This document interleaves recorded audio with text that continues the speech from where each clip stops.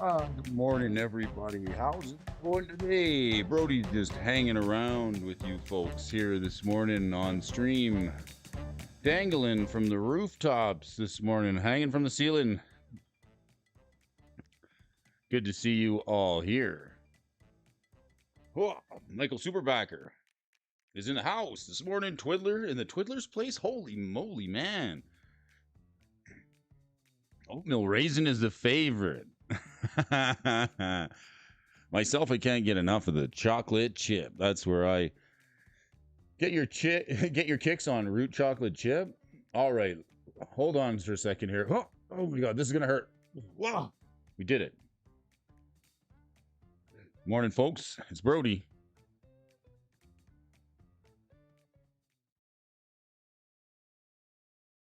Thanks for joining me this morning. The amazing fans of Magic the Gathering who love the game as much as we do. Let's just get it. The amazing fans of Magic the Gathering who love the game as much as we do. Thanks to all the Freetreons, the Patreons, and everyone for tuning in this morning. It's March. That's right, because we're marching.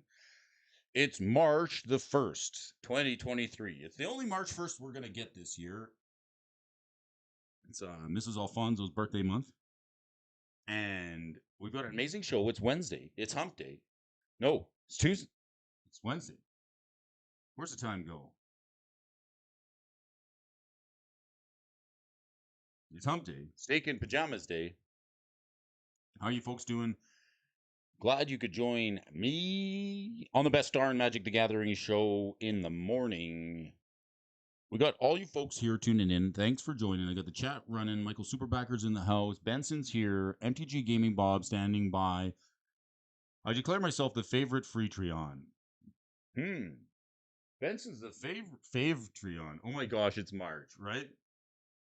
Thanks, buddy. Brody's living his best life with you folks here. I love doing the show.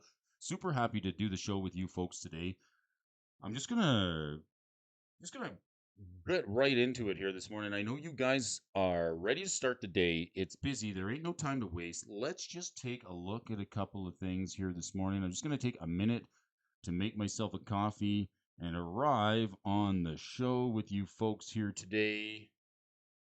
Let's do that too. And it's okay. Sometimes a folk needs to take a little bit of time for themselves, and that's okay. You could say, hey, just give me a minute for myself here. You got to tie my shoe or whatever. So there's a lot of shoe tying in life, you know. Sometimes I just got to give myself a minute and just take a minute for myself, and that's okay. And you can too. If you need to take a minute for yourself today, take a little time out, take a pause, take time to tie your shoe, maybe step outside, get some air. It's a natural thing to do. How's the weather in Boston this morning? I'm glad you could join us, Michael Superbacker. Benson's in the house, so you know the tech is going to be on point today. Thanks. You like the shirt? MTG Gaming Bob says, I like the shirt, Brody. Thank you. A little coffee, little teapot, Michael Superbacker. What a time at Twiddler's Place last night. Anybody who checked it out? I couldn't stay up any longer. I had to go to bed. It was just too much fun. A lot of battles going on there, bundles and cracking packs. I had a good time. Some people just buying whole bundles, just cracking them. It's a lot of fun. I missed the duck race, but that's okay. Brody had to get a little beauty sleep. Oh my gosh.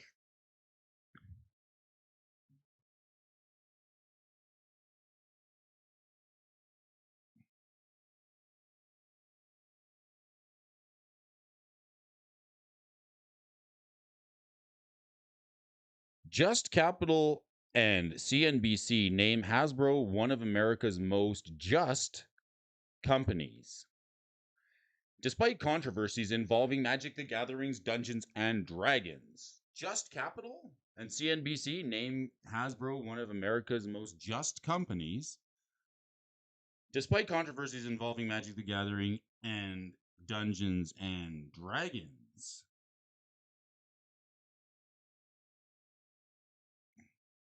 According to market news and research, Magic the Gathering is one of the most just companies.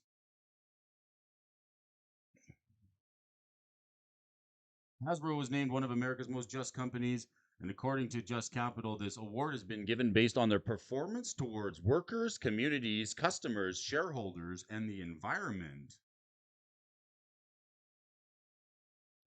According to the data collected, Hasbro ranked first place in household leisure goods industry. First place in leisure goods in the industry. Well, that's important. That's super important. Leisure goods.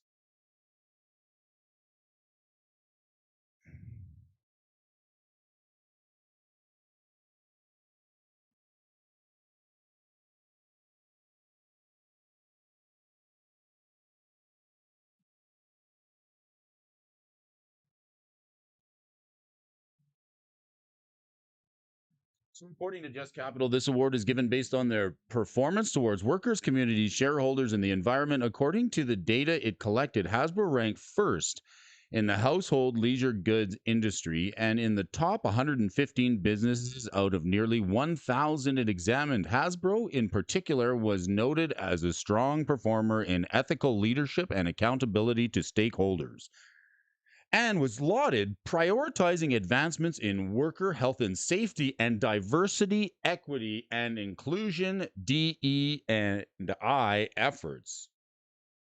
Very interesting. Former Wizards of the Coast president doesn't think Dungeons and Dragons can revoke the old OGC, and these accolades could not come at a more awkward time. However, Wizards of the Coast, a subsidiary of Hasbro, is embroiled in no small amount of controversy. A recent update to Dungeons and Dragons open game license leaked online full of new restrictions, requirements, and powers that allow Wizards of the Coast full creative control over third-party publication. Dungeons and Dragons community is not happy with the long-running tabletop role-playing game publisher with tags like Open D&D and OGL trending for multiple weeks.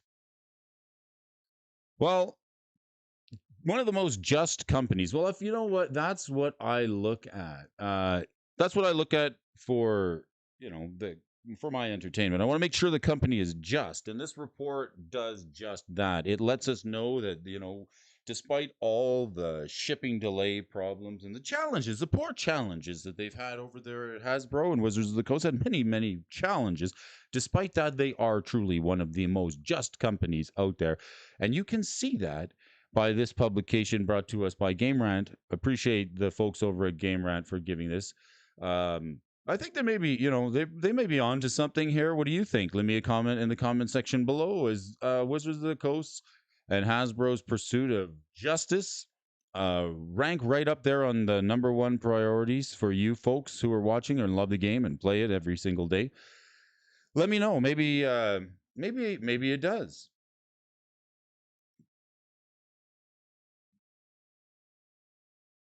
Not only that, according to Just Capital, this award is given based on their performance. I mean, they looked at 1,000 businesses, right? The top 115. These guys are ranking like right up there in the top 115 companies. I wonder what companies they looked at, right? Who makes this list? I don't know. It could be, but in particular, as a strong performer, ethical leadership, accountability to stakeholders. Okay, those are a couple of things that we definitely heard at the fireside chat and at the quarter 4 earnings report that come out just on February 16th last month, a couple of weeks ago, last month, right? We can say that now. Oh my gosh, it's been so long. All right. How about this one? Hi there. As of today, January 13th, 2023, is a post from Twitter. I can no longer go on knowing I have an account on a website associated with Wizards of the Coast, especially having read the egregious response to the current situation in the community outcry against their plans for the online gaming. Wizards of the Coast cannot be trusted in the number of blatant lies, hidden agendas that were tucked into the corporate statement. This is future of how Hasbro Corporate wants to see their property run, and I will happily take my money elsewhere. This sounds a little bit off of the top, doesn't it?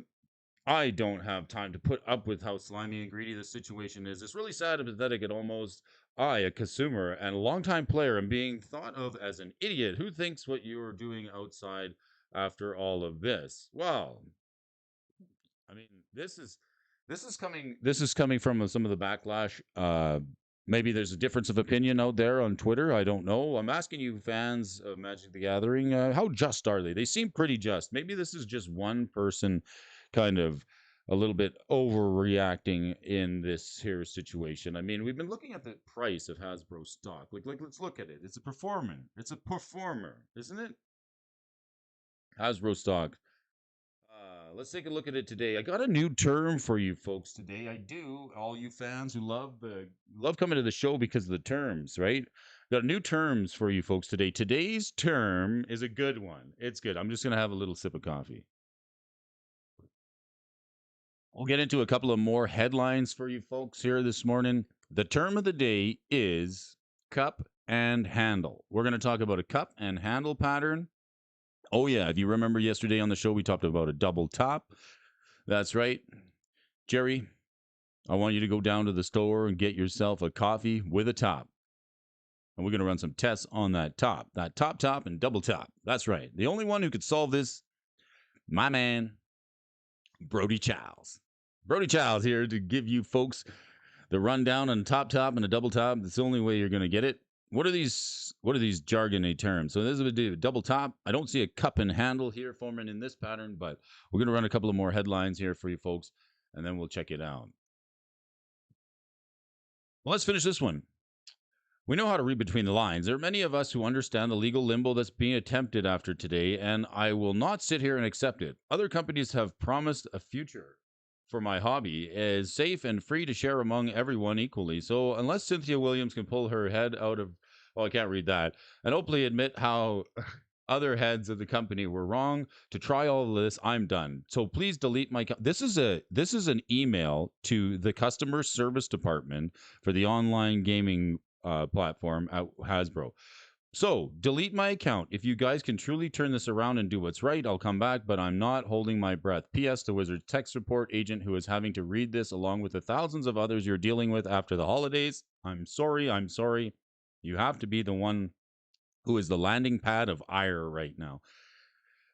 Know that you're appreciated and that I'm thankful for you folks sticking around through all this. Hang in there. Wow, what a gentleman. But I think this folk might be overreacting. I don't know.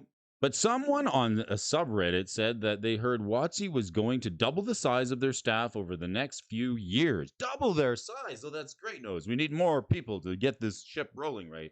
I don't know anything about that, but I'm really looking forward to being the most almost 14 feet tall. That's a comment from WotC staff, directly off of the Twitter feed. So outwardly focusing towards you with all this going around. WotC staff is talking about doubling their size. Maybe it's a joke, but this person's actually talking about getting up to being 10 feet tall. So that's pretty interesting.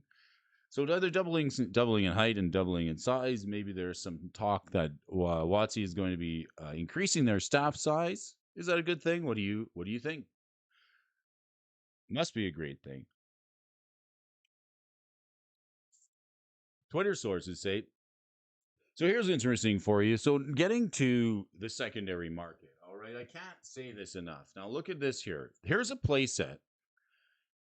At some of the events, they've been giving away these serialized Ragavan promos, right? And like there's in this pursuit of justice that we keep hearing about. It is one of the most just companies, and there are people that will take anyone to task who says they aren't. It's apparent everywhere you go. And some people even say that cards on the reserve list should be reprinted and brought down in value because your Black Lotus, I should have one too. Everyone should just start the game with a Black Lotus. In fact, there should be a Black Lotus in every pack. Nothing should have value. Nothing is special. But here's an interesting one. Selling a place. Here's an ad. Here's an ad for sale, and this is available right here, right now. You guys might even find it. Selling a place at a Ragavan Nimble Pilferer Secret Lair prize cards, and I and three other friends qualified for this tournament by winning a larger tournament at the venue, looking to move them as a playset for $25,000. Not interested in trades at this time. So, this is pretty much, you could trade your unlimited Lotus into these. They're not interested in trades though. So you'd have to come up with a $25,000 hard cash. I mean, What do you folks think is going on here? Does this make perfectly good sense? I mean, are we totally on board here? Let me comment in the comment section below. I mean, there are these folks that think that the Magic cards that have been around since the early 90s, 1993, 94, should have some collectability, should have some value, should have some monetization or be worth a couple of bucks, maybe in some cases a lot of money, right? Oh, beaucoup de cash, right? And everything should be reprinted. But here's a copy of a reprint of playset. Now I get it; it's serialized and everything else, but I understand. To me, this seems a little bit like having your cake, your pie, and eating them both at the same time. We want to reprint new cards. This is a new card. I mean, Ragavan's not that old. I mean, and so it should be. Why shouldn't all new cards? Why can't we have some $25,000 play sets out there?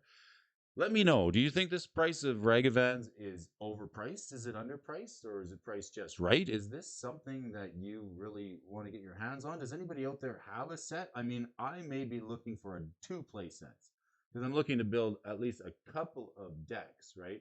I want to have at least a couple of decks. The Lotus is the guardrail of guardrails. I want to have at least a couple of decks with my Ragavans in it, so I may need at least a couple of play sets. So I'm looking probably to pick up another play set, and maybe two play sets for a couple of modern decks that I'm playing, and maybe this one should be just right. Let me leave me a comment in the comment section. Do you think this is enough money for a playset of Ragavans at $25,000 for a current reprint, or is that priced just right? Let me know in the comment section. I really would like to know. And if you could, anybody who's watching, because we're going to be talking, there's going to be some little bit of put in the hit the like button, smash the subscribe button. Let's hear from you folks, and this is everybody's welcome here. I mean, I'd love to hear from you. Everyone is welcome here on the show, the best darn Magic the Gathering morning show on the universe, this planet, the next solar system over, and 3 planes from here. Let's take a look at some headlines here for you folks. I thought that one was interesting. I really did. In the comments, can you leave cup and handle? That's the cup and handle in the comment section below. Hashtag cup and handle. So that's today's stock term. So what is a cup and handle, Brody? Well, we've been looking at the price of Hasbro stock for a while. Yeah, we have a cup and handle pattern is something. Well, it's something you must know. It is.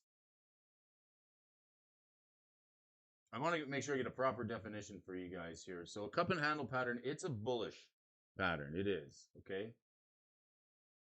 It's a bullish pattern.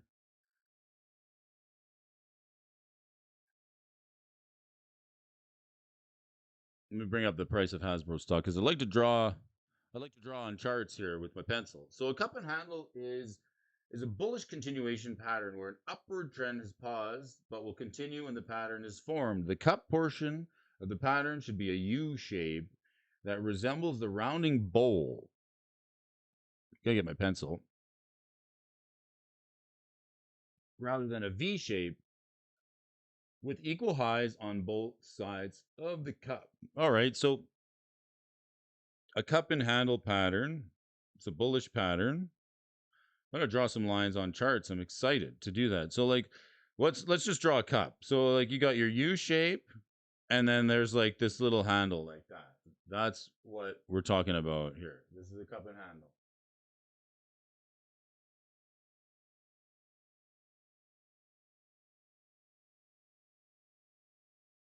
It looks like that, just like a cup and a handle. So it's like a U-shaped pattern, forms like a little belly, and then like it dips down, but it's got to be like a smooth sort of a transition. It's got to be like a smooth sort of a bottom. Now we're gonna keep an eye out for the cup and handle shape.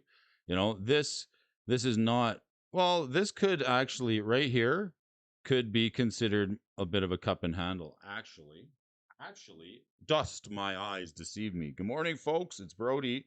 Let me get the dust out of my eyes. Madame Le Couchette has kept me sleeping. Let's just see if we can zoom in right here, okay? I want to get in nice and Nice and close here. This looks like it could be sort of a cup and handle pattern sort of right here. Now, I guess, remember, when we look at these charts, you got to remember that we don't always have the insight of the future, but like, here's a good, here, this might be a really good example of a cup and handle right here.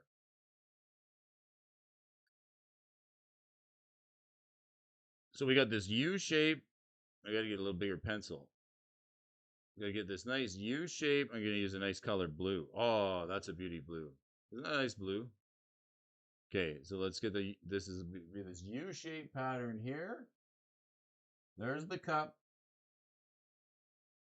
And there's the handle.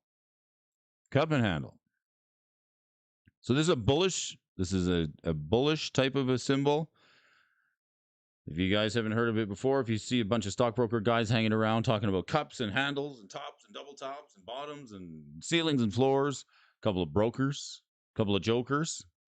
That's the term of the day. Hasbro stock, let's look at it. I really want to see where we're going. I think that $42, we talked about it yesterday, $42 is the new price target. I don't know that that's changed. We're down 0.5% in the day. And if you don't like checking the prices of Magic cards, let me do it for you. I'm doing it each and every day, Monday through Friday, 7 days a week here on the morning show with you folks. How's it going? All right. That's better. Who's the best chocolate? Who's got the best cookie? Who's got the best cookie? So Hasbro stock. I'm thinking maybe some people who have an allergy to oatmeal. Maybe they're voting for oatmeal.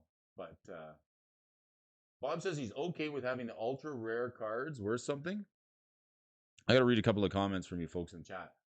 All right, let's get the chat running. Let's make sure the chat bot is working. Let's call in that chat bot. Get in here. Chat bot. All right, let's do it. Yeah, this cup and handle pattern, I find it interesting. These continuation patterns. Like, you see these charts, right? And it's just like people expect you to know what all the stuff means. So that's fine. Anger Collection, good morning. Time Capsule Coach, onboarding new subscribers. The 215 of you folks, the most amazing subscribers, fans of Magic the Gathering. You love the game as much as we do. Each and every day we grow just a little bit, adding your opinions and your thoughts and your insight to the conversation. I want to hear from you. All are welcome here. Thanks for joining the Bro on the morning show here. Today it's Wednesday, the first day of March. All the folks are marching in just to get a seat here this morning. What are we going to look at today? We got some articles over the stock desk I'd love to bring to you. And Bob says, I want to read this comment from Gaming Bob. He says, I'm okay with the ultra rare cards having high value. And I am also in favor of reprinting the reserve list. However, I also believe WotC should be far more judicious with reprints, like 20 times slower. I think at this point, for me personally, my opinion is like, they've already lit themselves on fire. I don't think I can trust them with the gasoline at this point in time.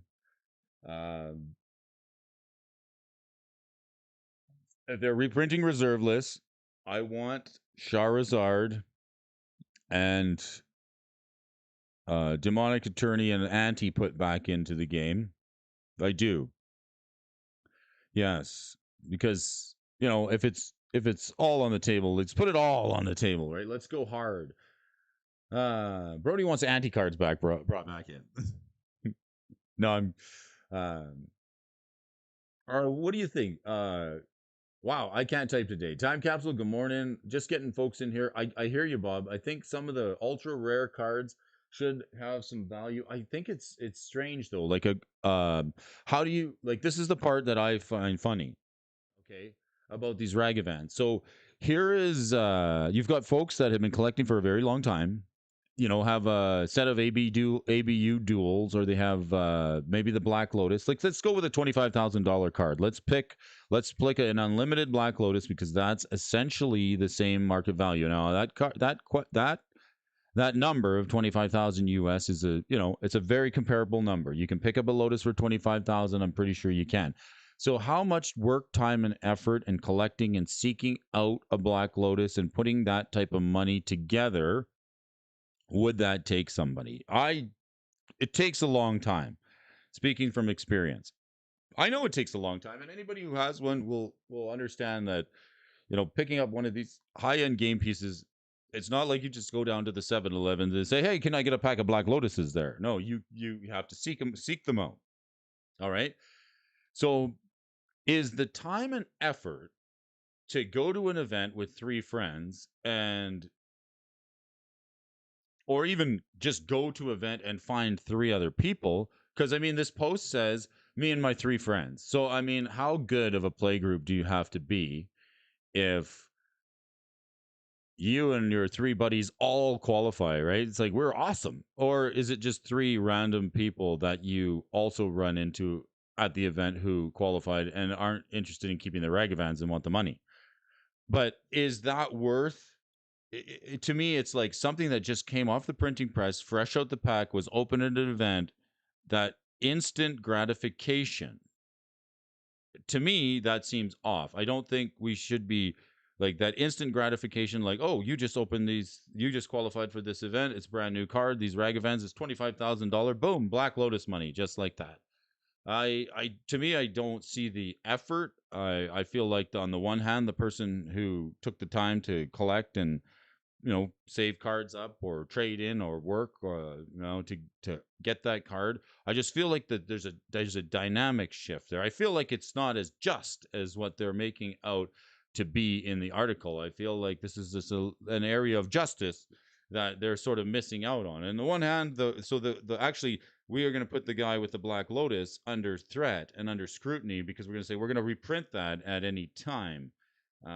Just to me, it seems off. I don't understand it, but if you folks want to give me a comment, maybe it will help me get a little bit better understanding for what you folks think about something like that.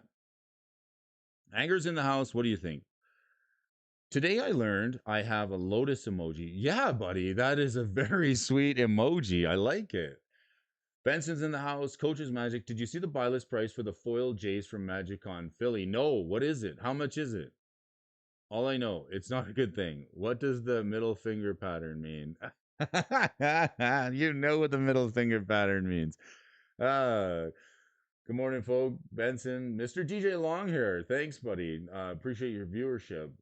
Thank you for joining us here today in the comments. I did what I did when I sold cards and other stuff on Mercari. Folks are packing, getting ready for the day. First Lotus, Ragavan, and Vample should not be mutually exclusive. First, the Lotus Ragavan example should not be mutually exclusive. Second, the secondary market value of things. It is like saying new company stock should never be as value as the old company stock. Like Amazon stock versus Ford stock. Interesting perspective. Well, thank you. Thank you very much. I'm going to head over to the stock desk with you folks today. I want to take a look at some interests for you folks here on the stock desk. Let's see what we got. Yesterday, we were looking at a very favorite card of mine, the Painter Servant card. I love that card. Let's make sure the chat is working. Chat? Is the chat box working?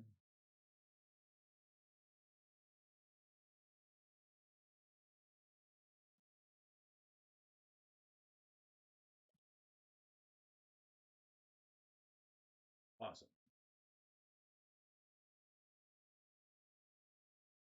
We got another couple of articles to read. It's the over and under from last month. It's the last one of the month. I'm going to take a look back. Harvey McGinnis has brought us an article for the over and under for last month, February 25th. This one's from last week. It's a good one, and it's the last one of February. So we looked at the one in January. We're looking the one from January. Before we do that, we're going to have a little recap. Mindbreak Trap was on the list for the over under. This is like where Harvey goes over some of the overvalued or overpriced and underpriced cards.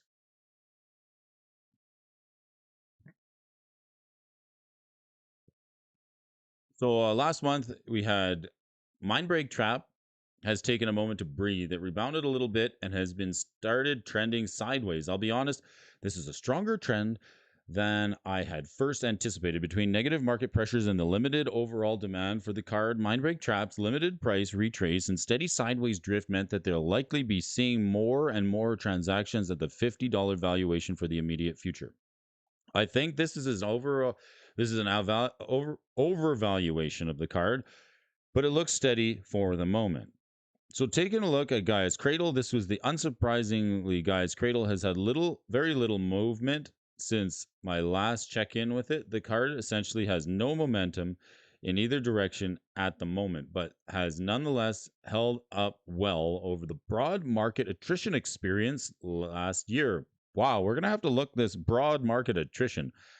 Similar to Mindbreak Trap, I don't expect much to change soon with this card, but I would certainly keep an eye on it for the future movement. This is an example. This is an emblem of both the reserve list and of competitive play, so the card certainly holds an important role in the market. Recap from January on these cards today.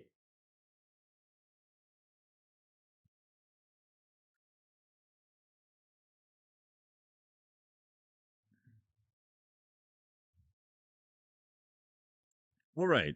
So recap out of the way. Let's get to our overvalued picks of the month. Harvey says the cold snap version of Counterbalance. See, I'm gonna have to, I like, and I know Brody's holding this card, and I'll show it to you. Here it is, right here. Not even kidding you.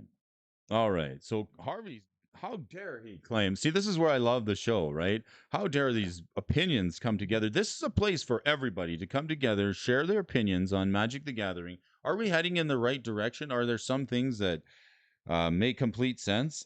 Some would say not. Some would say things are just right on track, and that Wizards of the Coast and Hasbro are one of the most just companies in the world. They're doing no wrong out there. Everything is just fine. But here it is. So I'm biased against this card. Disclaimer, disclaimer. This card here. Here it is. Counterbalance.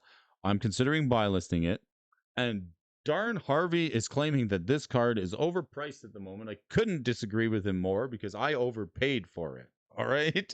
So uh, here's a very good example. I've got stock in this particular card, and that's the funny thing because here's the thing. Uh, I am not an owner of a single Ragavan. I'm not. And when I see somebody putting a playset of those limited edition Ragavans, I think they're trying to swindle people. That's what it looks like me. It looks like a swindle. It looks like somebody is trying to deceive somebody and trick them out of their money. It really kind of it to me it offends me when I see that. I'm like, are you serious? No, get crazy out of here. I think it's funny personally. As a holder of Counterbalance, I mean, I kind of get upset when Harvey says this stock is overpriced, but nevertheless, this piece of counter magic, like dear old Mindbreak Trap before it, Counterbalance is an example of a card that hasn't had a printing in quite a long time. Last seeing the light of day is a masterpiece from the masterpiece series of the Amonkhet Invocation foils, and we know how those went. They didn't go over very well, and the price mostly definitely reflects that. At nearly $35, this card, which we'd normally expect to see quite a bit of play in order to demand such a premium, but that just isn't the case here. Counterbalance has long been outclassed in Legacy, and the variety of average mana values throughout Commander decks lists means that can't be nearly as reliable or as oppressive as it was in a 60 card format. Excuse me.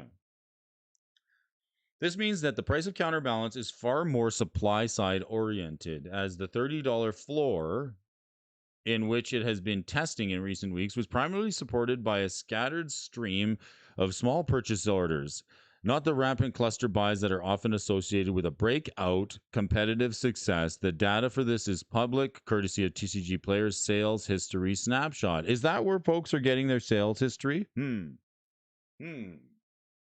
We're going to have to head over there. We're hot on the trail to all you folks who are tracking the prices of Magic cards. But let me tell you this. If you're new to Magic and there's questions in your head. Do you like tracking the prices of Magic cards? Is there enough information out there for you, or is there like too much information? There's prices going up, there's cards going down, there's $25,000 Ragavans. I've got $25,000, Brody. I want to buy some Magic cards. Should I buy the Ragavan? Should I buy the Lotus? What should I do?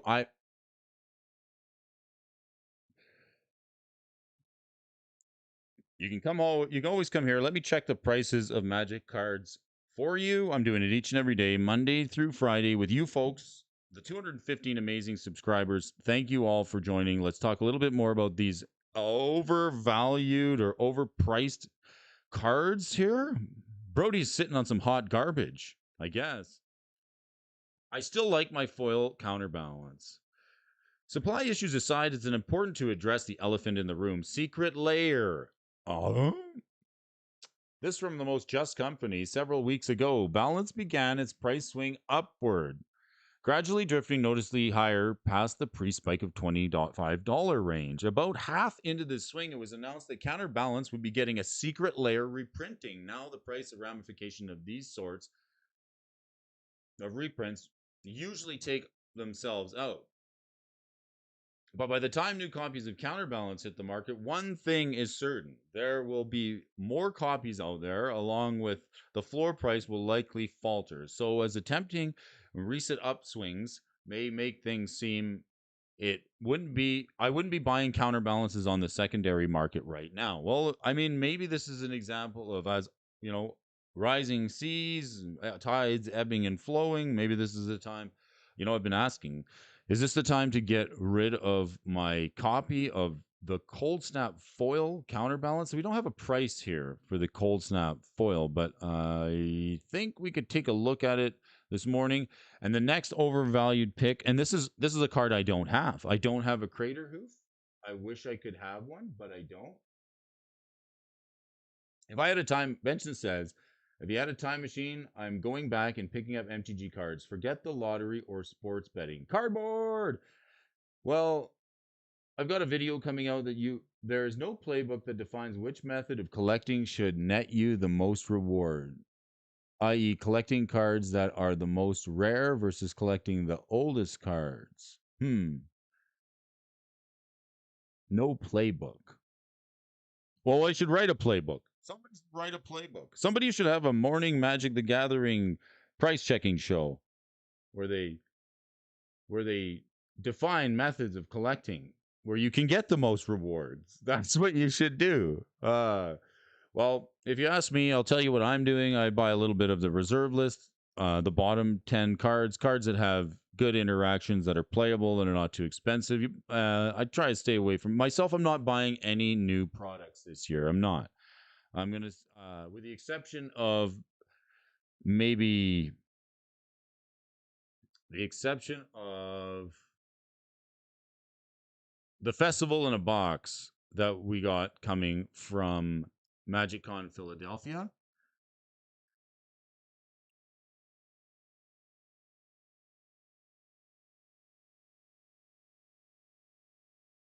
But other than that, I've seen enough. I feel like it's a bit of a war of attrition. Like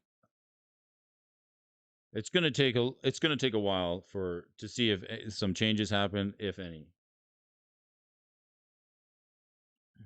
All right, let's take a look at the Crater Hoof. Now, disclaimer, this is a good card. I don't own a single copy of this Crater Hoof. Never had one. I just didn't want to pay the $40 for a green 5/5 Stompy guy. And I know it's good, but also I didn't play during Avison. I didn't open any of it, so I'm kind of impartial. I've learned my lesson. So as far as like a playbook, uh defining which methods of collecting should net you the most reward. Well, I'll say there's definitely some pitfalls. There are definitely some pitfalls. They're easy to identify. So I would argue that although there may not be a playbook, there are some terminology that people should be familiar with, like cup and handle, right? You should know how to read a stock chart. You really should. People should spend a little time and look at it, and that's why I'm so thankful that people show up and we can talk about these funny little charts and I get to draw lines on them. there's some terminology and there's definitely some pitfalls out there and some scammage, like just like the raga scam, the ragavans, the $25,000 ragavans. When I'm looking at these stock charts, and we've seen this before, I'm looking for spikes, I'm looking for anomalies, I'm looking for things that make complete sense, and I'm looking for complete nonsense because I've fallen into these pitfalls before. So although there may not be a playbook per se, Bob, I would say there are definitely some pitfalls and things to look out for that new Magic players may not be familiar with. For example, if there's a price spike on one of these cards, um, you can see the chart go parabolic, or straight up. There's a price spike in one of these cards. People may look at the online vendors and see that they can get it for cheaper, and it could be a false indication. So buyers beware when you're spending your money, your hard-earned money on Magic cards. There are some pitfalls. Look at also card quality. That's another pitfall. Buying online doesn't allow you the in-person experience, so you're basically taking the word of whatever vendor it is. These are all things to consider and things that make people nervous. And here's the thing: when you're talking about an exchange of currency, for example, like in any situation, the buyer, and it doesn't matter where you go, and I want you folks to, this is just my opinion. If you go to shop anywhere, whether it's a restaurant, whether it's a tire store, whether it's a hardware store, whether it's a Magic card store, and you walk into anywhere, whether it's the bank or you're looking to buy some stock or you're looking to buy anything, people are generally happy when they walk in with their money in their pocket. You know, people, you seldom see people who are anger shopping, right? Unless like it's the 2 days before Christmas and you're trying to get the Tickle Me Elmo doll or the the Turbo Man doll, right? Then I think people are like anger shopping, right? But most people, players included, who go out for a shopping experience, whether it's Magic cards or online or any kind, they're happy with their dollars in the pocket. And whatever they're buying, the seller is probably, hopefully, not reluctantly selling it because of bad reasons. I hope they're happily selling. They're selling it for good reasons so that they can get a certain dollar amount that will make them happy. All right. So in both situations, it's very important. In both situations, both people are happy. The buyer is happy with their money in their pocket, and the seller is happy with their goods. Something goes wrong when an exchange of goods and services for money happens and it leaves one or the other or both unhappy. So that's like a custodial transfer of somebody's happiness, right? So long as both parties are happy, I think that's a good indication of a good fair deal. Now, there are exceptions to that, saying like Timmy's trading away his useless Chalice of the Void for for Johnny's 5/5 5/5 or 6/4 crawl worm because it's a big creature, and Timmy just sees this power and toughness. He's like, oh, I'm so happy to have this crawl worm. I needed a 6/4 worm for my deck. Here, you can have this useless XX artifact. Now, in that situation, that's somebody. That's another altogether situation. But in both situations, anytime there's an exchange of goods or services for Magic cards or anything else, it's like when you buy a card online, you're like, yes, I ordered my copy of Craterhoof, right? And then it comes and there's like a crease in it, right? So all of a sudden you were happy, they got your money, and like you look and they sent you a bent copy, right? So in that situation, they just like there's a feel bad associated with one side or another, and I believe that that should not happen. Shouldn't happen in any situation. First and foremost, let me know if you disagree, or should, or so as the person out there selling $25,000 ragavans, I'm wondering who is the buyer for that. I really am. I want to know who is buying them because I kind of want to understand a little bit about their motivation and why they love ragavans so much. But nevertheless, Craterhoof Behemoth has been among the quintessential commander cards for a while. A big green flashy game ending beast, the Craterhoof Behemoth has had handful of reprints, each time causing the prices to crater for a long time, but only to gradually drift back up to a stable price afterwards. Right now, it looks like Crater Hoof is starting to have its upswing again. Courtesy of Premium Trends, Crater Hoof is selected for being an excellent candidate for continued upward price trajectory. So this is an undervalued card. Excuse me, it's not overvalued. So the counterbalance is overvalued and the Crater Hoof is undervalued at $40. I think this is strange. The price point for the two cards are exactly the same, but one is considered overvalued and one is considered undervalued. So, like, how does that make sense, right? Let's just look at the dollar value. Unlike cards like Counterbalance and Mindbreak Trap, both of which have had a short burst of dramatic upward price pressure followed by a rebound contraction, Crater Hoof has had a stable sideways price trajectory for nearly a year now, followed by its current month-long period of gradual growth upwards mobility. This means that each end of Crater Hoof's behemoth's price is getting support pressure. As the floor price drifts higher to support the new average price, Crater Hoof hasn't retracted yet, and given its reprint history, doesn't appear to have any indicators pointing to a collapse anytime soon. Now, if you haven't ended a game by slamming down a Crater Hoof yet, now is a good time as any to pick up a copy of a historically expensive commander card. So it's worth noting the price point on these two cards is exactly the same. That's something that's not written here, yet one is considered by this writer to be overvalued and the other one is considered undervalued, and that's got to be based on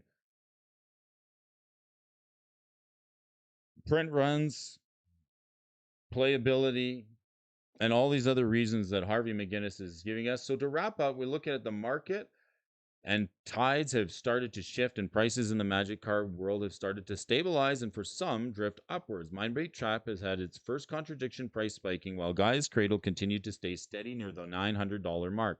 Our overvalued pick, Counterbalance, looks like a crash is imminent, courtesy of Secret Lair reprints, while our undervalued pick, Crater Hoof, was picked by our premium analytics as an example of a natural price growth. Okay, so Harvey's sort of pointing towards like the premium analytics software, saying that that software. It's in fact Counterbalance that is overvalued, but the software says that the Crater Hoof is undervalued. Stay tuned for next month. We'll check again and see what's over and under. Harvey McGinnis, student at Johns Hopkins, been playing Magic since Ravnica, spending a few years in Legacy between Miracles, Blue-White Control. As a Blue-White Control player, it kind of makes me wonder why Harvey picked picking on the Counterbalance card. Why, Harvey? And now spends time enjoying Magic through CEDH games that understands finance perspective. Also writes for Commander's Herald. So we'll have to check some articles out there. I always like Harvey's dive into some of these cards, especially the over/under. It's a pretty good dish to read on the morning show. I like it. We like it. Hopefully, you folks like it. Peanut butter wasn't on the cookie list. Oh, I gotta add more options. Okay, so what do we got? Chocolate chip. Ah,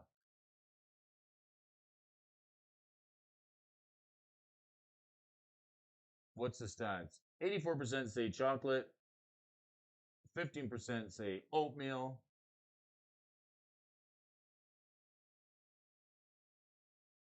Okay, do you think $25,000 playset of Ragavan? Okay, let's see. Do you think play set of Ragavans is fair trade for an unlimited Lotus?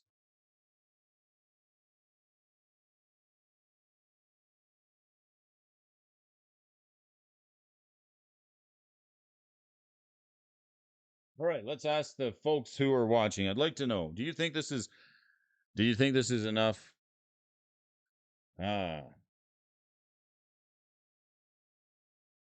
Okay, so a question for you folks. Should you buy Hasbro stock for its high dividend yield? Okay.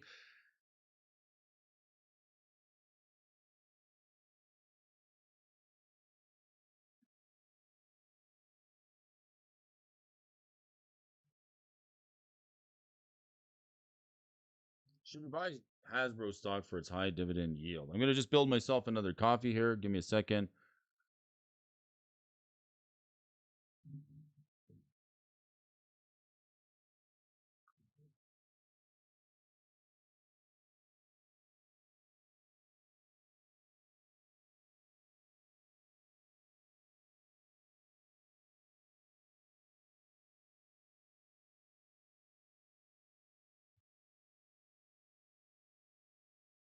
Let's just take a little bit. Peanut butter cookies for the win, right?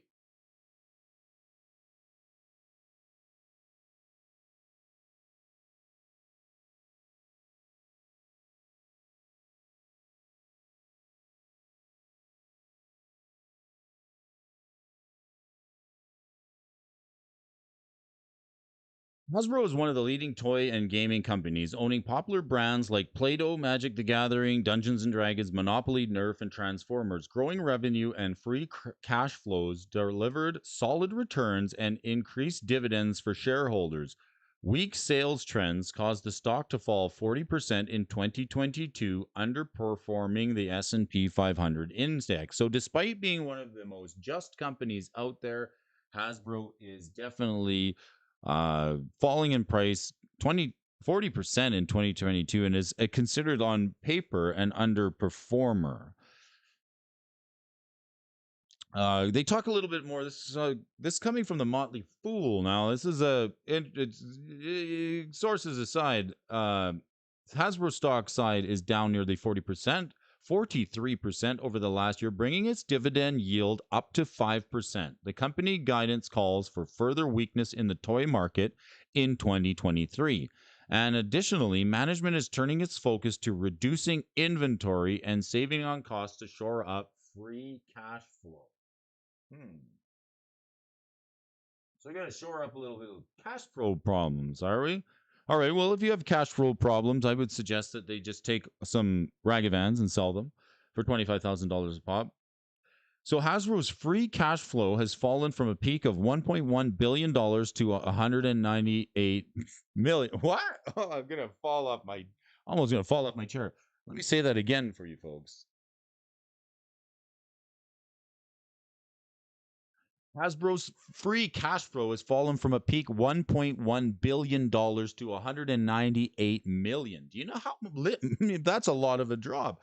The free cash flow is gone. Last year, in order to sustain its quarterly dividend payout of 70 cents per share, it paid a total of $385 million in dividend payments, or nearly double its free cash flow, which is not sustainable. Wow. So at this point, they've got a high dividend stock, and it's a stock that has, I think, has increased the dividend a little by little, so much per share every year since its inception. So growing the dividend is really important here. If you understand what we're talking about in the analysis of the fourth quarter earnings report from last year, where we discussed the conversation around it, the bottom line and the financials, and who these folks, and then we were talking about Hasbro stock.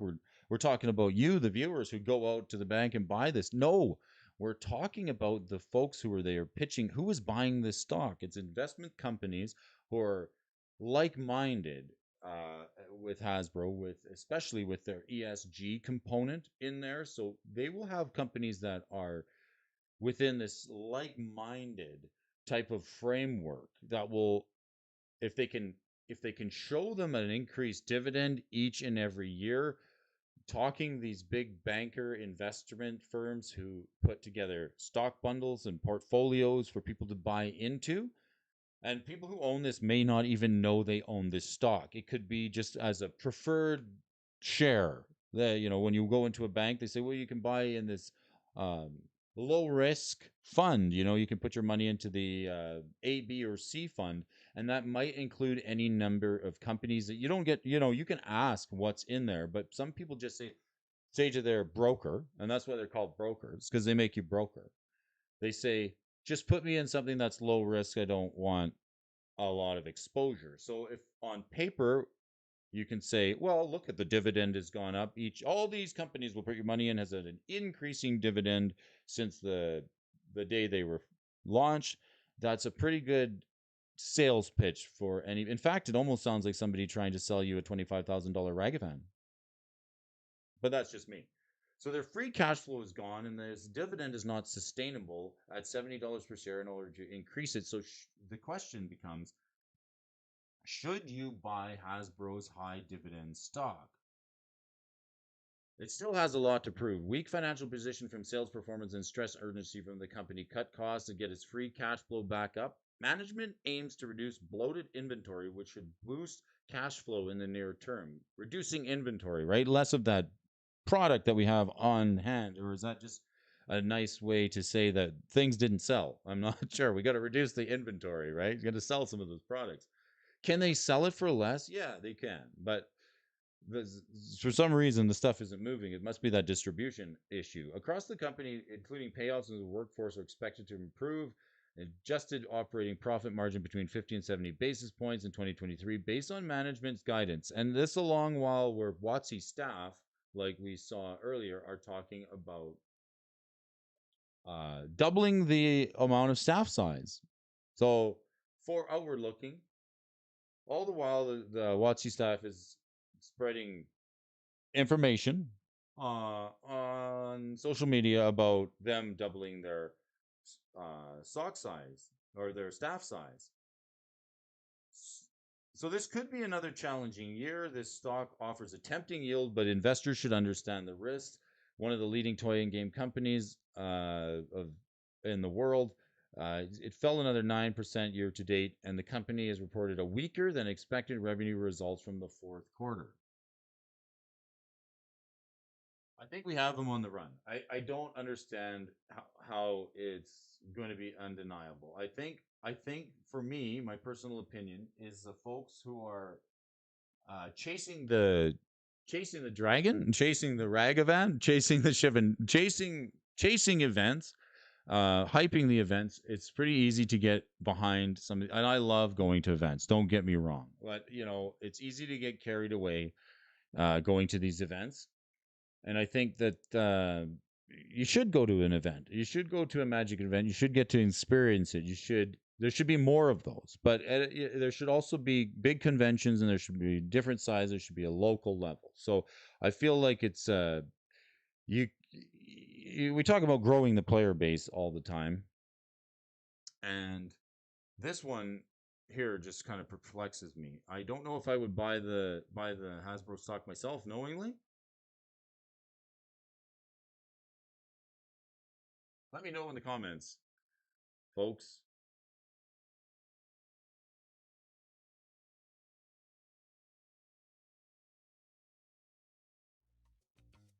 Oh, boggles. Brody, you're being paranoid. Oh. Well, you know what that time is. You know what time it is. You know what time it is. It's time for the movers and the shakers list this morning. Is Tom Mitchell in the house? I haven't seen or heard from him this morning. What are we going to run? Gaming Bob, let us know. We got lists to run. We looked at the modern lists on Monday. We did Pioneer yesterday. We got choices. Oh, no, Pauper. We did Pauper yesterday. Pauper was a lot of fun. I enjoyed the Pauper. I really enjoyed looking at Pauper. That was a lot of fun. Let me know, Robert O'Brien, what is a dividend? Good question, Robert. That's a great one. So a dividend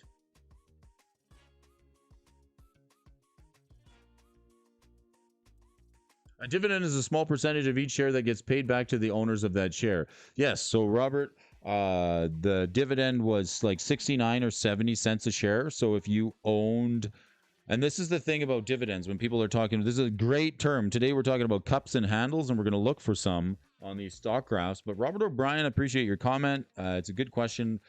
Dividends are exactly what the coach said. So another thing about how dividends get paid out, they get paid out quarterly, I believe, in quarters of the year. January, February, March, there's a dividend. April, May, June, July, August, September, October, November, December, or depending on when the company year end falls. So 4 times a year, I think or they may have like a scheduled dividend payout calendar. where each shareholder, if you have 1,000 shares, you get 70 cents a share. So it makes it really enticing for a big banker or an investment firm or somebody. This is who they're not pitching this stock price. The stock price is not for you and me who are going to run out and buy stocks. Like, you could probably buy them in a self-directed trading account and you would get your 70 cents a month. It's just I myself wouldn't touch it. You might be able to buy it if this $42. So this is the thing, it's unsustainable and the dividend's been going up and up a penny each and every year, or trying to increase it or keep it the same. Of course, the more shares you have, the better the dividends. When the price goes lower, people buy up more shares, and this could be a way to rally for more cash flow, right? Saying, hey, we're going to push the share price down no matter, what, no matter what people think, and then you could just buy more shares to get more dividends. But at this point, it seems unsustainable. What are we going to do? Should we do Pioneer today? I think today feels like a Pioneer day. Wednesday, Titantchaman. Robert O'Brien. WotC does not get any money for those Ragavans. Oh, I realize that. It's not fair to blame WotC for the price people are asking for the special Ragavan. WotC does not get any money for those.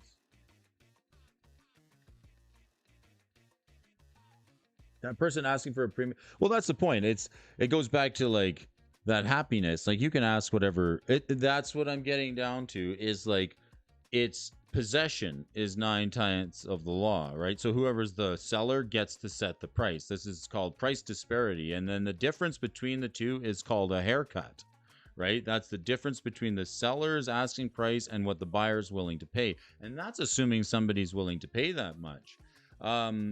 It's kind of interesting. Kind of interesting conversation, but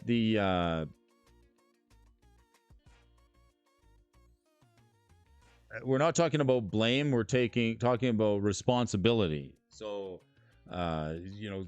you can't say that they have nothing to do with it, or that why print serialized cards if you're not trying to induce some form of collectability or monetization or specialness or rarity into the game, right?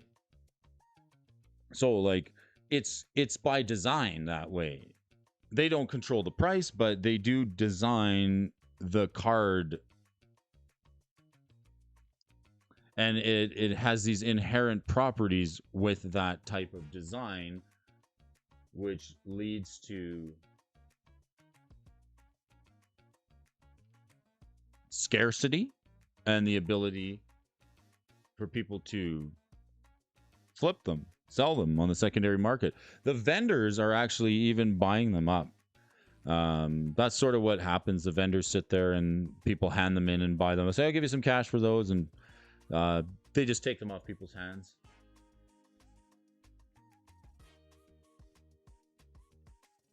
What are we going to run for a list this morning? Good comment, Bob. I really think it's good. Always awesome stream. Thanks, Robert O'Brien. I love it. I love the conversation. I love the dialogue. I love the shared various opinions. And if your opinion, so you've got, and this is what I love about MTG Gaming Bob, is the clarity and the critical thinking. So I love Gaming Bob because we can sit there and like have two different opinions, share them, discuss them, and you may agree with one of us or the other, or your opinion might be somewhere in between or beyond either one of us. But I still want to hear it. I want to hear it from each of every one of you. And sometimes Brody's just playing the other side of the fiddle.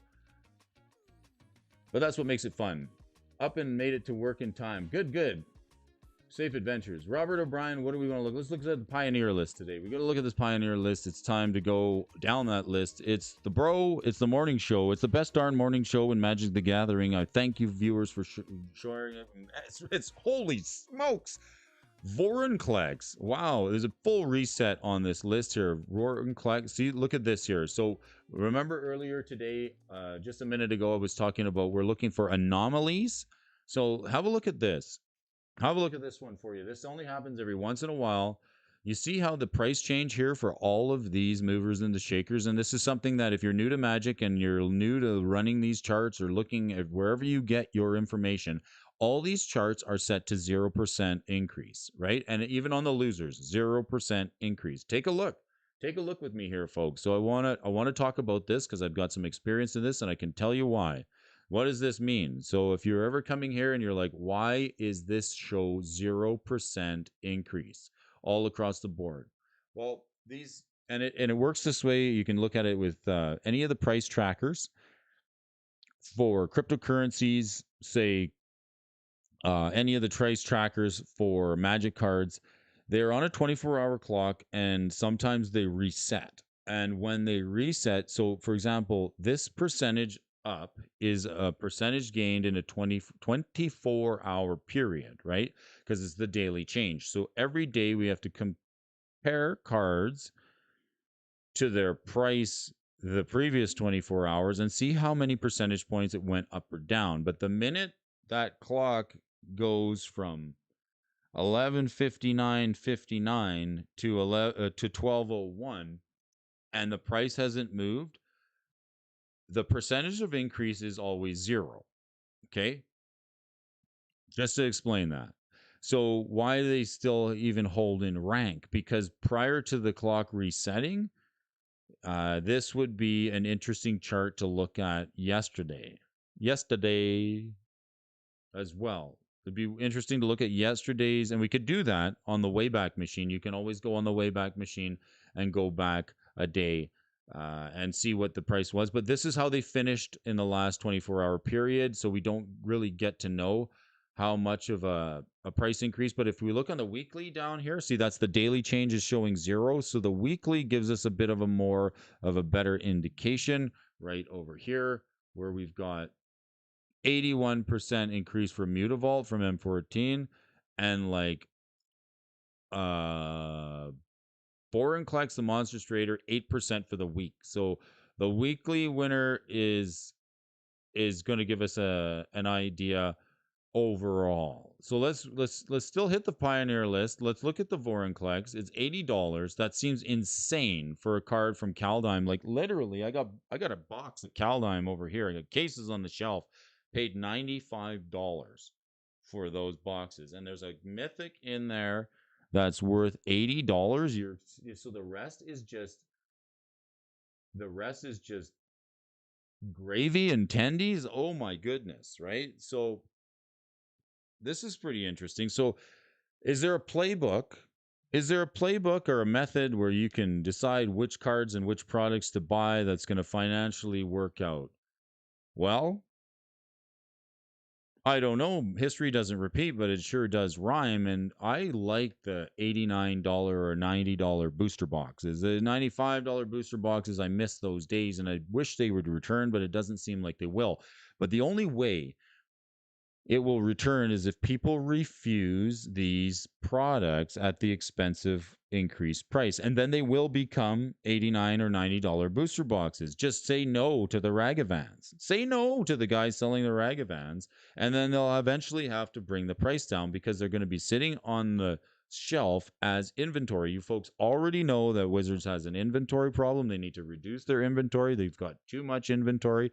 Their stock is going down. They're can't increase the dividend because it's not feasible. They don't have any more cash on hand, and cards like this are going up to $80. So, like, how did Brody buy the boxes of Kaldheim for $90 a box or $95? $5.99 shipped for 6 boxes? Is that it didn't sell? It sat on the store shelf, and then they eventually had to just sell it for a loss or what they paid for it or very little profit. And the same thing. So now, I guess what I'm trying to say is like folks have a real opportunity because now that local game stores don't necessarily have to hold all this inventory. It's Wizards of the Coast warehousing and Amazon. It's like players don't realize how much power they have at this particular moment in time because if you think $400 booster boxes are expensive. They're going to keep going higher unless you just refuse to buy them. So it might take a year of, just a soft breakup or sitting back or maybe being picky and choosy and not handing over every single money for every single set. But I mean, there may not be a playbook for financial investments in magic cards, but like people who are patient generally get rewarded and hogs get slaughtered. Okay. I'm not willing to rush into a playset of Ragavans, nor a playset of this Vorinclex Monstrous Raider, but I did do okay buying these Kaldheim boxes on discount. Like, how much is a sealed box of Kaldheim? Does anybody know? $80 for this mythic. Look at it go. This sucker is going hardcore. Wow, it's just like a Tony Hawk pro skater would just love this. Oof. He's just giving her. He would love this. So Atraxa's playing it. Anything with counters, yes, of course. We're not surprised. Vorinclex, I wouldn't be surprised. Vorinclex did get some reprints. What is he? Okay, so do we have one over $100? We got the basic one from Kaldheim's 80. The foil is 90. Now we got the Phyrexia All Will Be One. This one? No, this is the concept Predator. Was that just a concept? No, this is the one here. It's the cheapest one. This is the newest one. They even reprinted it, and Phyrexia All Will Be One, but it didn't see even move the price. It's still going up. People want it. Right? So like this is the same argument as like the rag like you can't blame Wizards for setting that price. They don't set the price on the secondary market, but they do control the print runs. They do control the power level of cards. It's not difficult. This isn't like 94 where you have to like really scratch your head to decide if a card is good and what it works well with. You just read all the text on this 6 mana 6/6 and you go, that's a darn good card. Oh yeah, and we're also gonna print we're also going to print a new mechanic and it gives counters, and so, really it works with Vorinclex? We didn't notice. Oh, goodness. So it's creating a demand for something that, may or may not be there. People are happy. Keep them happy. Atraxa, Praetor's Voice, XL Scion of Atraxa. This $80 card is going to get hit with a reprint. Sold out. Sold out. You can't buy it. Sold out at the vendor shop. Oh my gosh. That's incredible. Incredible. The sealed box price of I got to look at the Kaldheim seal. I'm going to look that up for you folks here because I'm really interested to know what is the sealed box price. Can somebody look up that up for me? Right, like I really want to know what is the sealed box price of Kaldheim right now. I really think the sales volume for Vorinclex is people buying and reselling them because the market is hot. The market is hot. Good comment. Love the comments. The market is hot. Commander tournament play, dude. I'm on my second Yeti in the last hour and a half now. Second Yeti? Oh, you got a Yeti coffee cup? Nice, nice. I buy a few bucks here and there. 90%, I get singles. When the next snow set comes out, Kaldheim is going up. Okay. Richie Dub popped in for a few. I'm delirious from lack of sleep. I forgot. Twiddler, you are a jewel. Hobbs McSeeds is here. Stefan, good morning. Brody, rerun the cookie poll with peanut butter. Okay, we got to rerun the poll. And the poll. 50% says yes. Okay, I love it. I love it. 42% say that the playset of Ragavans is a fair price for the Lotus.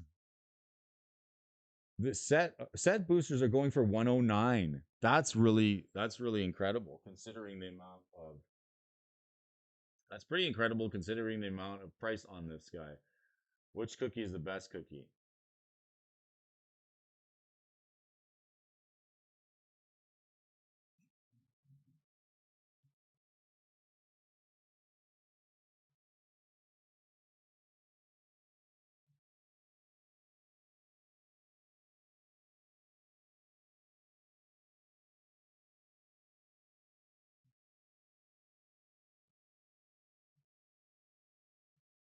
Let me just re-add that for us here.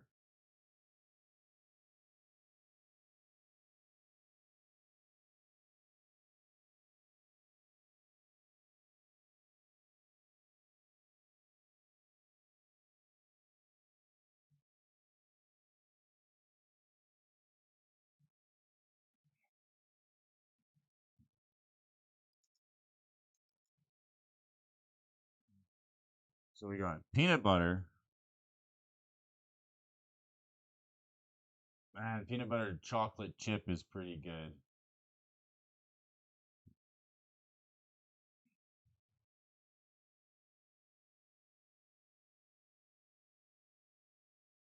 Peanut butter chocolate chip, and we want oatmeal. I can't. Oatmeal or raisin. I mean, no, no, no. I need to add it. I need to add it. I need to add another one. Give me a second, folks.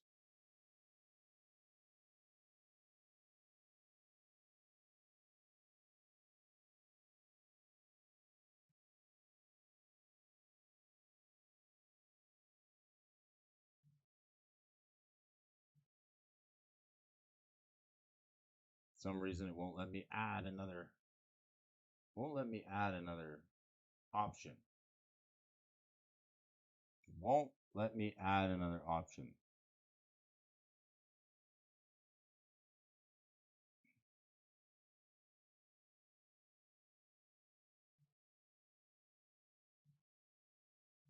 All right.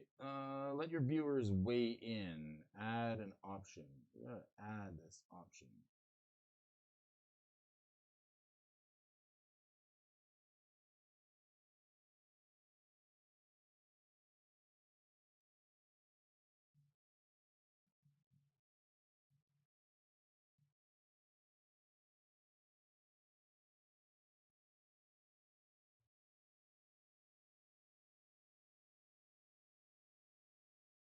Peanut butter chocolate chip. I'd like to add a third one, but Brody's got a case of the Dum Dums this morning and can't seem to figure it out. So we'll let it run with that and see how it goes. I do like peanut butter myself. Let's look at the movers and the shakers again here, folks. It's Brody. It's a morning show. We're gonna take a look. Number 2 on the list is this Great Henge. I think somebody was asking me just the other day, are you Brody? Are you trading in any copies of the Great Henge? And the buy list box. I do have a buy list box going. So as far as a playbook, okay, as far as a playbook. So some things have worked out really well for me, and like some things have not. I've told you about the losses that Brody's had, and I've told you about some of the wins, like the boxes of Caldine. That's a pretty good win. We got a couple boxes of that, but I overpaid for the counterbalance, but that's like you chalk it up to experience. So I'd like to share that information with people and like get some more discussion because there's some stuff that's kind of beat me up in the past, and I'd like to know. I'd like to share those stories with folks so that I can try and fix it. So, a couple of things, and a roadmap to success or a playbook to success. There's a couple of things that we should always be doing. Now, I saw a fella at there's a card company, and I don't remember the name of them, but the folks were at an event, and they had these shirts on. They had these really cool shirts on, and it said always be buying, right? And they're just constantly buying cards. Now that's the thing, you should always be buying. That is a fact.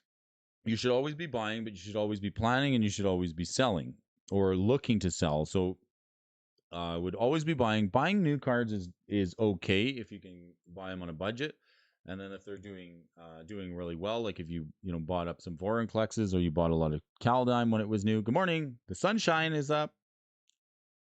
Good morning, sunshine. So always be buying. That's another thing, but don't overbuy. Okay, because things like Caldime boosters or new products, you could hit some stuff, and if you hit an invention, that's going to have pretty good long term value. But always be buying, but not beyond what you can buy, and then like keep once you get your collection to a certain point where you're like you got to put some thought into it. You're like, I got to organize it. I got to either get rid of some stuff. I got to sort my cards. So always be buying, always be sorting. Should be periodically sorting your collection, and you should have a method to doing that with which I shared with you folks with the alphabetizers and what I do and how I organize the cards by color and by color and alphabetically so that for a player they're easy to access depending on who you are. And now if you talk to somebody like Anger, he might have a different method because he's maybe selling more cards or making more transactions. As myself as a player, I have to look at people who are professional buyers and professional sellers and who are, you look at the vendors, and when they have all the all the cards and all the chase cards and all the choice cards, you go, well, hey, how are they doing it? How are they getting that fun into their collection? Because it would be a whole lot more fun if that bizarre Baghdad was in my deck, not behind the glass. So I've always got to be buying, I always got to be sorting, and I've always got to be thinking about buy listing or what I'm going to let go, because markets ebb and flow, right? So I've got a buy list box that I'm constantly critiquing, looking at, going through, and then like just like a dividend, we don't just run out and sell cards, willy nilly. Oh, something came out, I gotta sell cards. I gotta trade my cards, and it should be calculated. You should put some thought behind it, and maybe like once a quarter, like a dividend, that buy list or that sell box that you send into a vendor shop can be a way of getting into some other products, whether it's old or new, but keeping some cash flow and staying liquid in the game of Magic the Gathering. Now, that may not sound like a playbook, but that's just what I'm doing. It seems to be working okay. Of course, I do have several areas where people get involved. Like I have Murray and friends look through the cell box to make sure that I'm not missing something. Get together with your friends. That's the best way. If you're sitting at home alone and you're not getting out and you're just playing online and you're not interacting with people, it's pretty hard to get a second look or an opinion on some cards that you're potentially going to part ways with. But nevertheless, let's look at the second card on the list here. This is the Great Henju. 7 votes. Let's vote. I'm going to vote for the peanut butter because I know it's your favorite, Twiddler. I'm going to. I'm voting peanut butter. I love peanut butter. I do. Oh, peanut butter is killing it. Holy smokes. Go peanut butter. Peanut butter, peanut butter jelly time. Peanut butter jelly time. All right, let's check it out.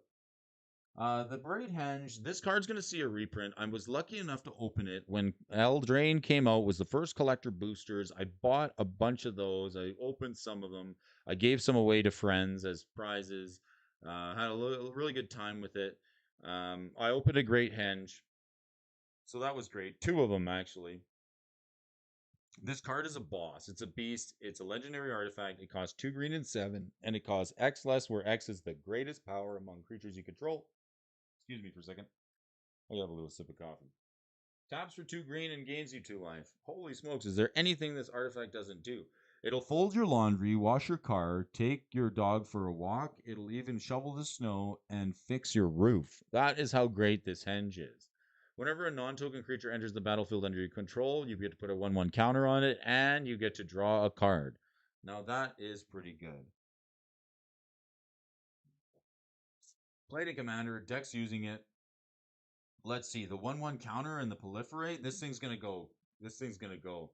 Let me see if we can find a cup and handle pattern here. Any cups and handle pattern here? No? Yeah, I'm still looking for the cup and handle. The word of the day, put a comment in the comment section below. Can you, folks, can I ask you a favor? Would you mind commenting on the video after the stream is over? Put cup and handle in the comment section. I'm going to try something new here for you folks because it's an investing show. It's not financial advice. It's just it's a fun show, and I want to sort of get some buzz going with these hashtag cup and handle in the comment section. I would appreciate that. I don't see any trends, but I feel like this card could go really. It could keep going up. I feel like it could keep going up. It's just like on this price trajectory, slowly increase.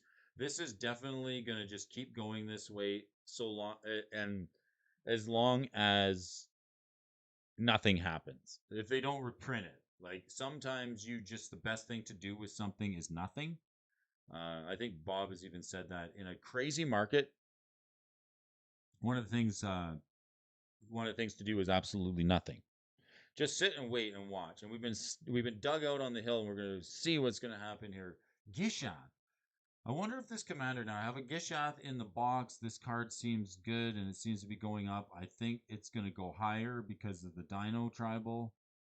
So the Great Henge is played in Dinos? Yeah, of course, because you get a 7/6. It only costs, yeah, the Henge costs 2. Throne of Eldraine. How much is the full art extended foil version, 260. So if you're lucky to open this one, that's a hell of a card. And then we've got the cheapest version is the $67. And here's the thing, they even gave these away as a promo, right? Which is pretty cool. Extended art. And the promo is even worth $80. So here's an example of a really cool promo. If they had to throw in serialization on it, it would be insane. Finale of Devastation. Here's a card I thought I had and I was looking for it. It's a sleeper from War of the Spark. This thing's $50 and like talk about price. Thanks for checking the price there, Coach. Kaldheim is $109 a box.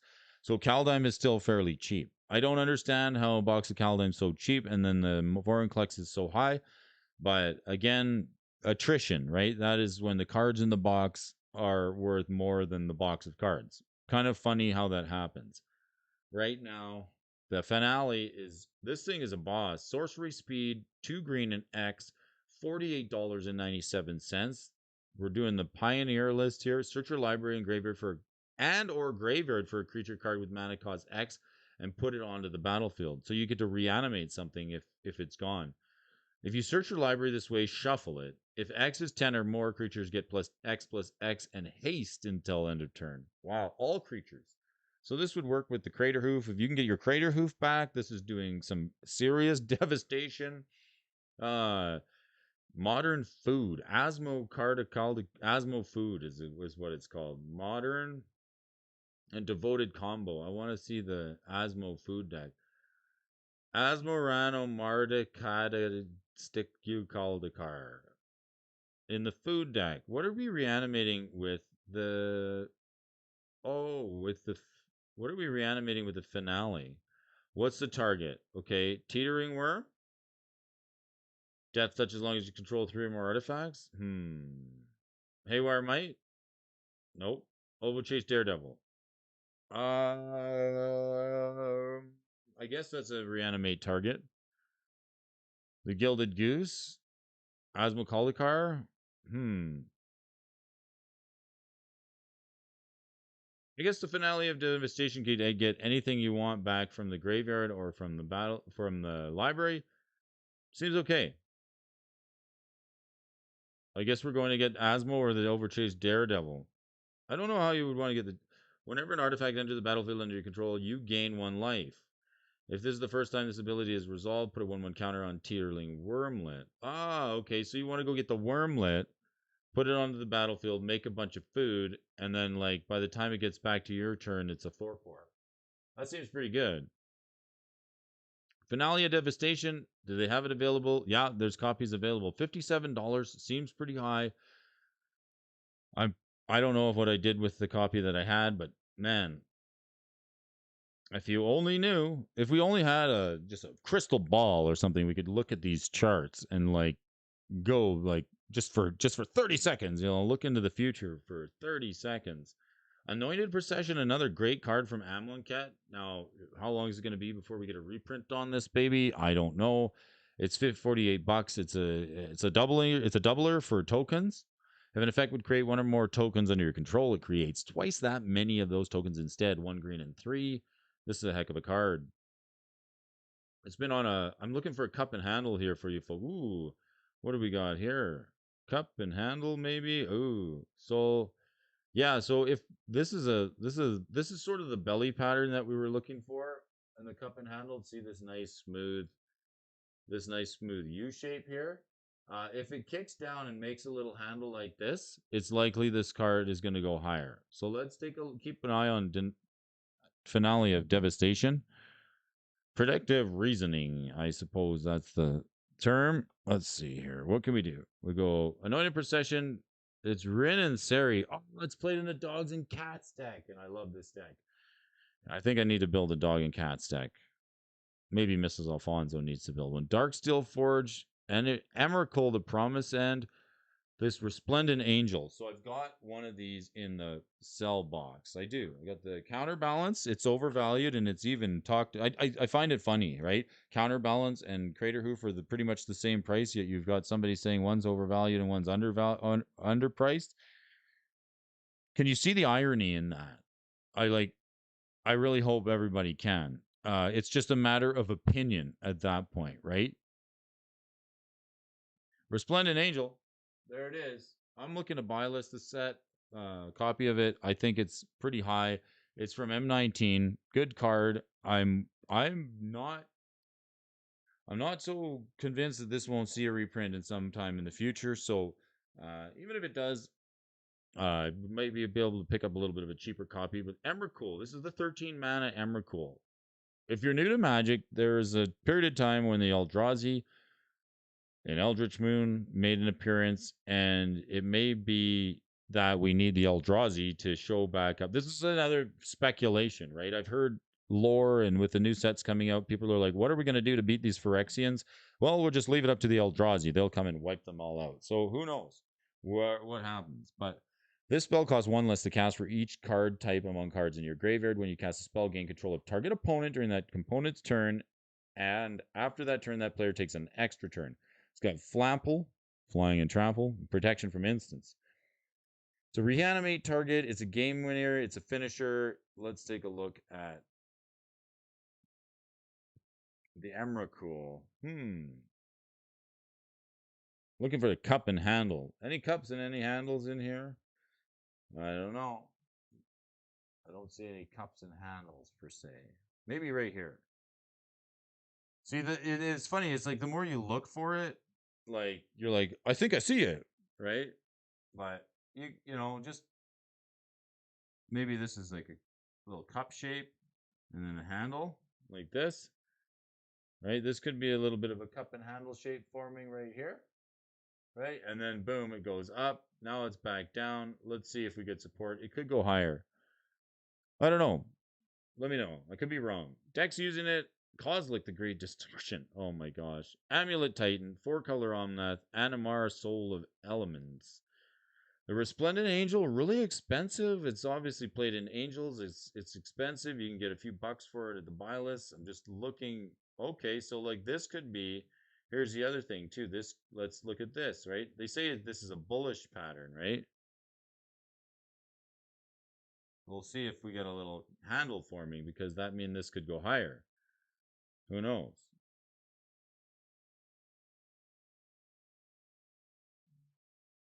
Selesnya Angels, Giada, Font of Hope, Oloro Ageless, Ascetic. I have heard of One Piece card game.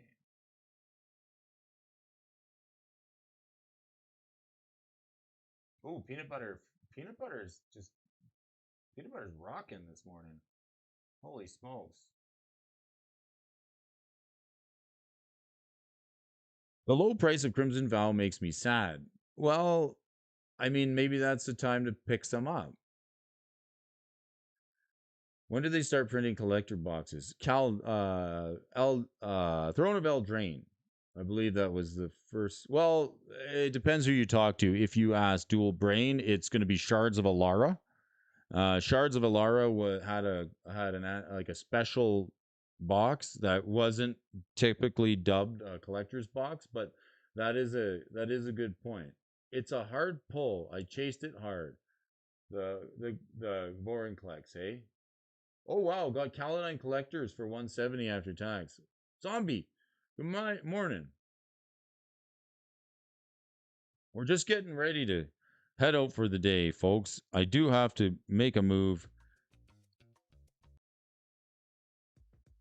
Cyclonic Rift and Ulamog. So this is another card. So I'm looking at the movers and the shakers. Cyc Rift, another $39 card. I've got one of these. Here's a little cup and handle shape here. Ooh, yeah. The word of the day, the term of the day, zombie, is cup and handle. We're talking about a cup and handle pattern. It's like a U shape. This one doesn't have the handle, though. It's like a U shape. It's like a U shape with a little handly shape. Goes like this. We're looking for this pattern. It's a bullish pattern in the stock charts. We talked about a double top yesterday. We're trying to get better at reading these things. Do you like to track the prices of Magic cards? Is there enough information out there for you? Folks, do you like tracing the prices of Magic cards? Is there enough information out there for you? Do you feel alone when you're doing it? Is it kind of confusing? Is there enough information, or is there sometimes too much darn information? Let me do it for you. I'm doing it each and every morning, Monday through Friday, with you folks. We're sharing our opinions, we're having discussions, we're having agreements and sometimes disagreements, and that's what people do. But we're making a best effort to shine our light on the world, sharing peace, love, and happiness to the Magic the Gathering community, and the best darn Magic the Gathering morning show out there. Thank you, Twiddler, for joining us. There's going to be another game over there Thursday. Hope you get a little sleep tonight. MTG Gaming, Bob Benson, Michael Superbacker, Robert O'Brien, Zombie Master, Prime 406 Games, Mr. DJ Longhair, and everybody else who joined in on the chat, the channel, the stream is great. I really appreciate you guys. Have a fantastic day. It's Wednesday. It's the 20. It's Wednesday. It's 2023. Thanks for joining me, folks. I'm out of here. Enjoy your day.